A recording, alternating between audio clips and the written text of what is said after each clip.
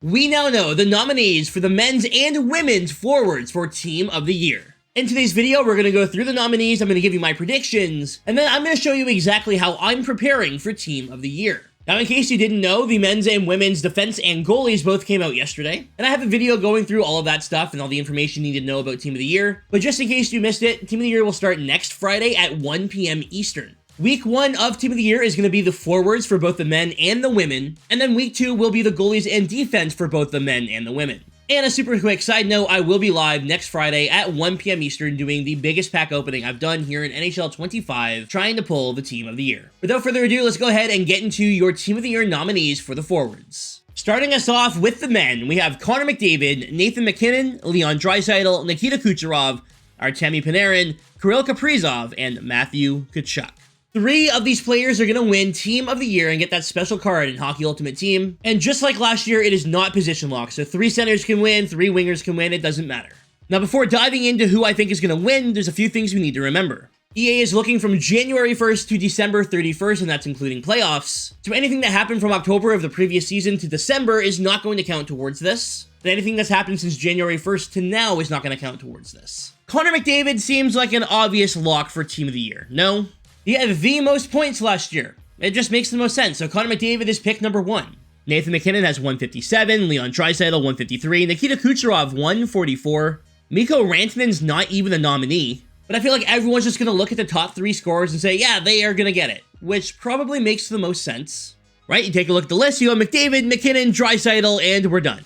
I think I'm still going to go with Connor McDavid and Nathan MacKinnon, but instead of Leon Draisaitl, I'm going to go with Nikita Kucherov, who had 144 points in 81 games, as opposed to Leon Draisaitl's 153 in 109. McDavid, MacKinnon, and Kucherov are my picks for the men's Team of the Year. Could Leon Draisaitl get it instead? Absolutely. Could it go to Panarin? I guess.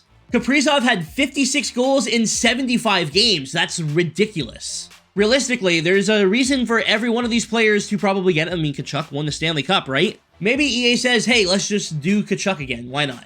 Having Panarin nominated but not Mikko Rantanen is kind of weird in my opinion, though. Rantanen had more points in less games than Panarin. And like, not even just points, he had more goals, more assists, less games, he was a better plus-minus. I know that doesn't really feed into anything, but you would think that he had a better year than Panarin, I'm just saying.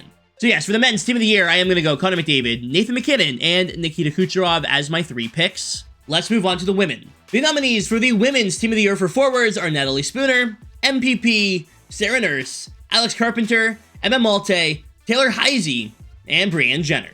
Now, once again, I'm not going to sit down and pretend that I know everything about the PWHL. Realistically, when it comes to hockey, I watch the Detroit Red Wings, some Toronto Maple Leafs games, and then the Windsor Spitfires. That's it. And while I've watched some PWHL in the past, and I do throw on a random hockey game here and there, most of my info comes from the Score app, or Twitter, or X, or whatever you want to call it. With that being said, I did do some research in trying to find out who should be winning Team of the Year.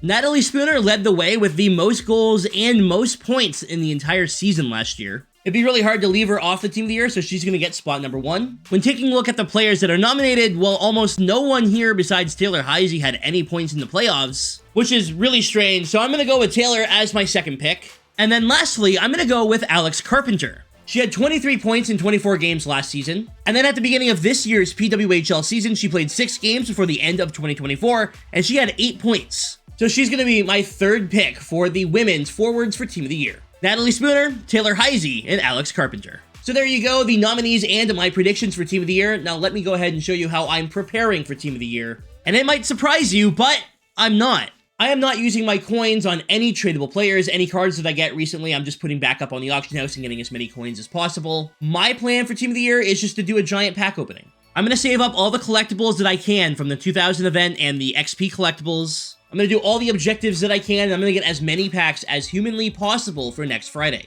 I have a ton of non-tradable stuff in my collection already as it is, and besides the Brendan Shanahan from this event, I'm completely skipping it. I'm going to save all my collectibles, all the players that I earn, and everything else from this week and next week of the event. Complete all of the Hut 2000 objectives, moments, wildcard, and everything else. And if there's a card that I want to make, well, I'll trade in my Connor McDavid or my Nikita Kucherov that I already have. Typically, we would expect this X Factor to be tradable into the Team of the Year version. And the same goes for the MSP for Connor McDavid. But I do not, at any point, see myself making any of the Team of the Year cards from scratch. I expect to see moments and challenges and whatnot to earn Team of the Year collectibles, which can be traded in for Team of the Year players. And this is going to be the first year, I think, ever for Team of the Year where I'm not going to spend any money on packs. What we learned last year for Team of the Year is that these cards are not guaranteed to hit 99. I'm still super excited for the event. It's always a lot of fun. These are legitimately some of the best cards ever released in HUT. And we'll see, they probably will have customizable synergies, and maybe they have free abilities. But instead of tying myself down to, 6 or 7 Team of the Year cards for the rest of the year, I'll upgrade my team with the cards I already have. Maybe I get lucky and pull one in a pack or something. But I am not going on the auction house and hoarding up 82s or 84s, 86s, whatever.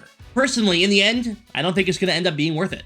Anyways, guys, that is going to do it for this video. Have a great night, and I'll see you tomorrow right here on the channel with another video. If you're new, don't forget to subscribe, as I'm almost at 50,000, and I appreciate your support. Team of the Year is a week away. Let's have some fun. Anyways, y'all, thanks for watching. Stay frosty.